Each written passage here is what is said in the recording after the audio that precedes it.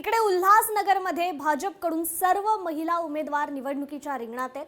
प्रभाग क्रमांक 13 मध्ये सगळ्या महिला उमेदवार आहेत। निवडणुकीत भाजपकडून 100% महिला उमेदवारांना प्राधान्य देण्यात आले। प्रभाग क्रमांक 13 हा 4 सदस्य संख्या असलेला प्रभाग आहे। भाजपने या प्रभागात सर्वच्या सर्व महिला उमेदवार निवडणुकीच्या रिंगणात उतरवल्या।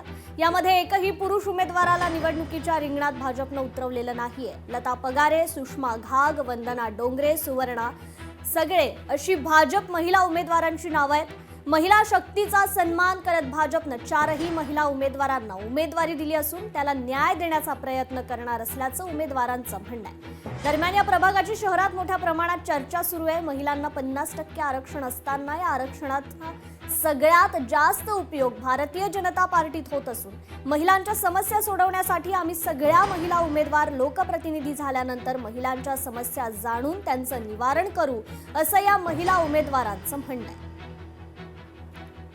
सर्वप्रथम भारतीय जनता पार्टीचे जे काही अध्यक्ष त्यांचे मी आभार मानेन, कारण महिला शक्ती हे समाज घडवू शकते। त्यामुळे आज आम्हाला 4ही उमेदवार ज्या महिला दिल्या आहेत त्या आम्ही सर्व वेल एज्युकेटेड आहेत। कारण प्रभागामध्ये ज्या काही अडचणी आहेत, ज्या सुविधा झालेल्या नाहीत आजपर्यंत, त्याच्यावर आम्ही अभ्यास करून आणि सभेमध्ये ते विषय मांडून देऊ शकतो आणि आपल्या प्रभागातला विकास घडवू शकतो।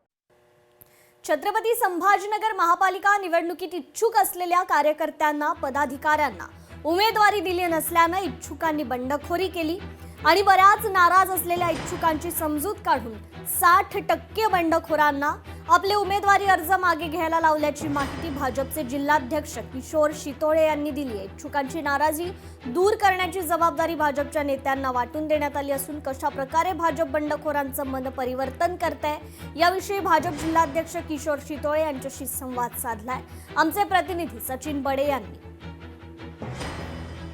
कुठेतरी नाराजांची मनधरणी करण्यासाठी भाजपच्या नेत्यांनी प्रयत्न करायला सुरुवात केलेली आहे आणि त्यांना त्यामध्ये यशही मिळत असल्याची माहिती जी आहे ती जिल्हाध्यक्ष किशोर शितोळे यांनी दिली आहे। थेट त्यांच्याकडून जाणून घेऊयात। एक तुमच्या समोर एक मोठं संकट होतं, ते म्हणजे नाराजांची मनधरणी करणं आणि ज्यांनी काही अर्ज दाखल केलेले आहेत तर त्यांना कुठेतरी मागं पिछेहाट करण्यासाठी तुम्ही प्रयत्न करणार, तर किती यश मिळालंय तुम्हाला? कारण सर्वात मोठा प्रश्न तुमच्या समोरचा तो आहे। काही संकट वगैरे अजिबात नव्हतं। ही सगळी जी मंडळी आहे भारतीय जनता पार्टीच्या कुटुंबातले सगळे सदस्य होते आणि त्यांची अपेक्षा होती, मी म्हणालो तसं, की ते ऐन वेळेला युती तुटली आणि मग त्या उमेदवारीचा लक्ष आम्हालाही संदेश देता आला नाही आणि मग सगळ्यांनीच फॉर्म भरले।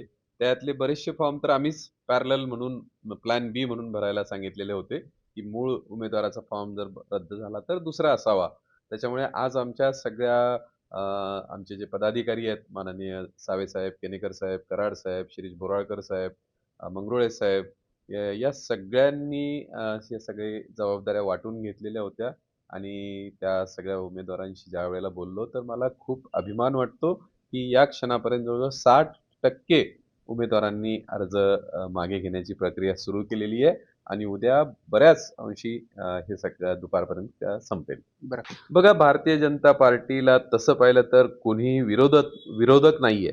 एक आहे ती एक मामूची उबाटा सेना आहे, पण तिची विशेष नोंद घेण्यासारखी नाही, लोकांनी त्यांना अनुभवलंय।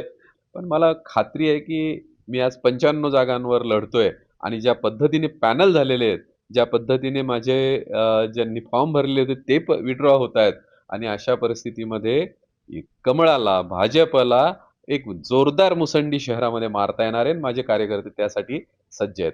सचिन बडे, लोकशाही मराठी, छत्रपती संभाजीनगर। तिकडे मालाडमध्ये काँग्रेसला भाजपने धक्का दिलाय। काँग्रेसचे उत्तर मुंबई जिल्हा महासचिव यांनी भाजपमध्ये प्रवेश केलाय। निवडणुकीच्या तोंडावर शेकडो कार्यकर्त्यांनी हा प्रवेश केलाय। केंद्रीय मंत्री पियुष गोयल यांच्या नेतृत्वात हा पक्षप्रवेश झालाय।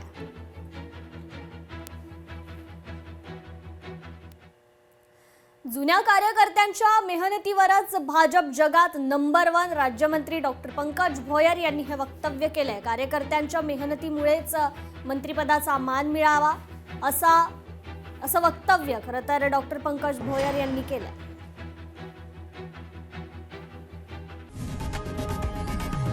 लोकशाही मराठी ऐका, पहा, जागरूक रहा।